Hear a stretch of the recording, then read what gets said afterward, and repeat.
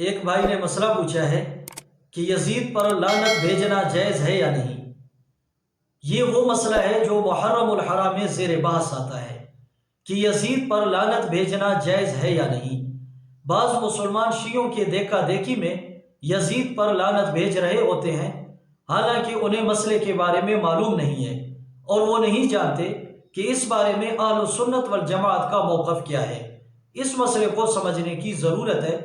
پہلی بات یہ ہے کہ لعنت کا مطلب کیا ہے، لعنت کا معنی کیا ہے، لعنت کہتے کس چیز کو ہیں۔ لعنت کا معنی اور مطلب یہ ہے کہ اللہ کی رحمت سے دور ہونا، اللہ کی رحمت سے بعید ہونا۔ شیطان کو ملعون اسی لیے کہا جاتا ہے کہ شیطان اللہ تعالیٰ کی رحمت سے دور ہے۔ اہل سنت والجماعت کے نزدیک کسی شخص معین پر لعنت کرنا اس وقت جائز ہے جب اس کا کفر پر مرنا منصوص ہو، یعنی اس کا کفر پر مرنا یا تو قرآن پاک سے ثابت ہو یا حدیث نبوی صلی اللہ علیہ وسلم سے ثابت ہو، تو ایسے شخص پر لعنت کرنا جائز ہے۔ جیسے ابو جہل، ابو لہب، ان کا چونکہ کفر پر مرنا منصوص ہے تو ان پر لعنت بھیجنا جائز ہے۔ اسی طرح صفات مذمومہ پر لعنت بھیجنا جائز ہے۔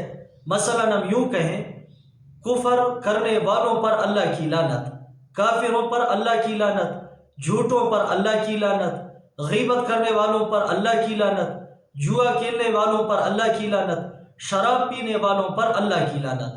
یہ تمام صفات مذمومہ ہیں تو ان پر لعنت بھیجنا بھی جائز ہے۔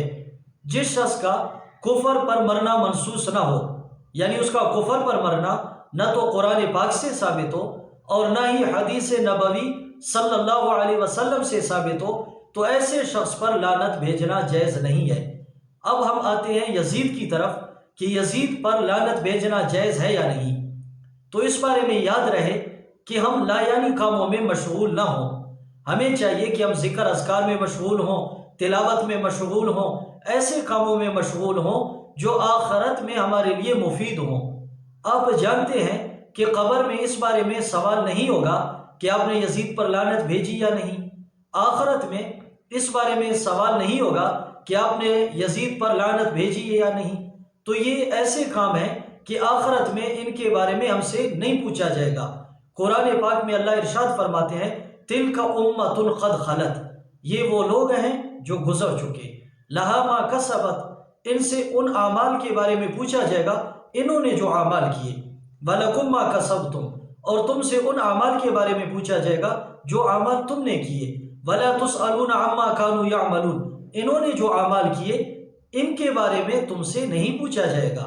اور اللہ کے نبی صلی اللہ علیہ وسلم نے فرمایا، من حسن اسلام المرء ترکہ ما لا یعنی، کہ آدمی کے اسلام کی خوبی یہ ہے کہ وہ لا یعنی کاموں سے بچے۔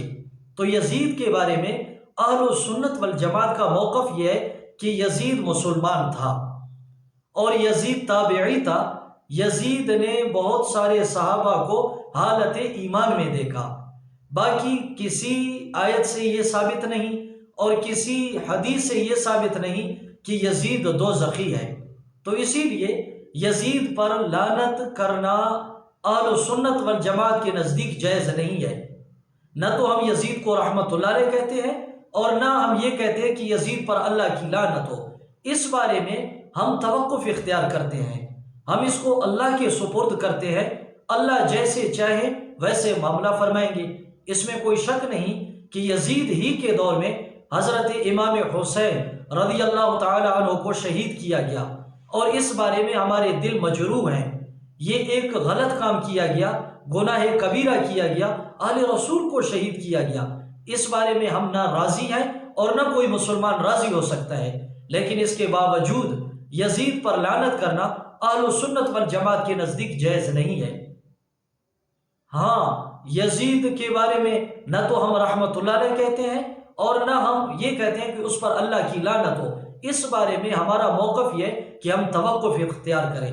تو اسی لیے مسلمان بھائیوں سے ہماری گزارش ہے کہ وہ شیعوں کے دیکھا دیکھی میں یزید پر لعنت نہ بھیجیں۔ یہ اہل سنت والجماعت کا موقف اور نظریہ نہیں ہے۔